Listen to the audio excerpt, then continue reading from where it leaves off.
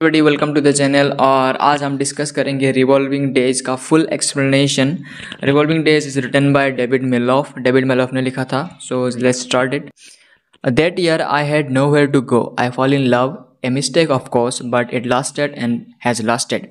अब यहाँ पर पॉइंट बताते हैं कि वो साल, दैट ईयर द पॉइंट है, कहीं भी जाने के लिए उनको नहीं होता है।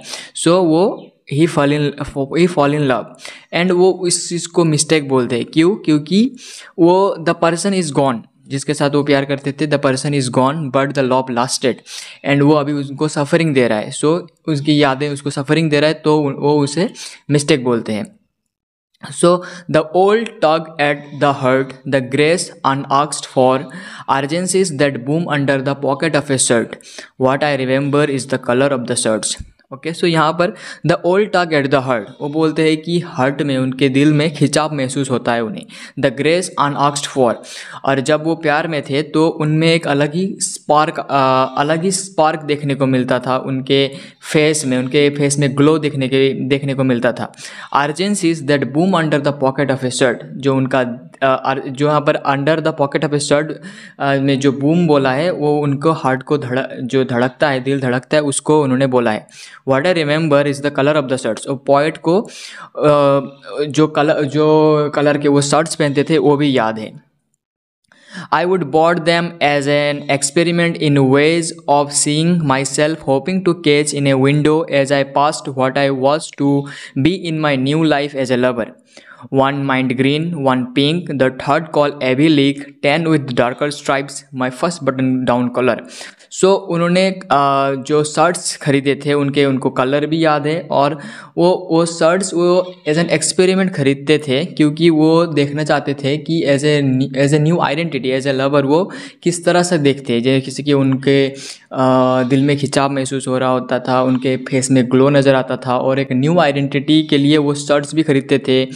और वो 3 शर्ट को यहाँ पर उन्होंने बताया, एक था माइंड ग्रीन, एक था पिंक, और तीसरा था ivy league 10 with darker stripes.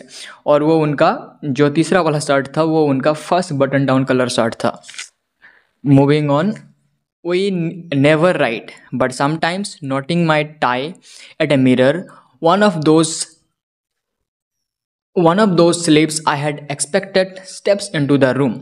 सो वो तो हो गई पास्ट की बातें। अब वो एक दूसरे को, पॉइंट और उनकी बिलव्ड एक दूसरे को लिखा नहीं करते हैं अभी, बट जब भी कभी कभार जो वो मिरर के सामने खड़े होके अपना टाई बांधते हैं तो उन्हें उनकी लवर का प्रेजेंस को फील होता है। In the next room you are waiting, वो बोलते हैं कि okay let me finish. In the next room you are waiting, we have not yet taken back the life we promise to pour into each other's mouths forever and forever, while I choose between changes to surprise you. Okay, so उनकी जो lover थी वो उनको छोड़ के चली जाती है, प्रॉमिस करने के बाद कि वो हमेशा वहाँ उनके लिए रहेंगी। But the poet is waiting for her, but जो पोएट है वो उनके लिए अभी भी वहीं पर रुके हुए हैं। एंड द नेक्स्ट रूम, और वो उन्हें ऐसा लगता है कि नेक्स्ट रूम में उनकी लवर अभी भी नेक्स्ट रूम में है, और अभी वो नेक्स्ट रूम में जाके उन्हें सरप्राइज देना चाहते हैं। Revolving days, my heart in my mouth again, I am writing this for you, wherever you are, whoever is staring into your blue eyes. He uses this line to express that he is remembering her once again. Revolving days उन्होंने बोला है क्योंकि वो उन्हें फिर से याद कर रहे हैं। My heart in my mouth again, उनका जो दिल है उनके मुंह में आ गया है, मतलब कि वो अपने दिल से लिख रहे हैं।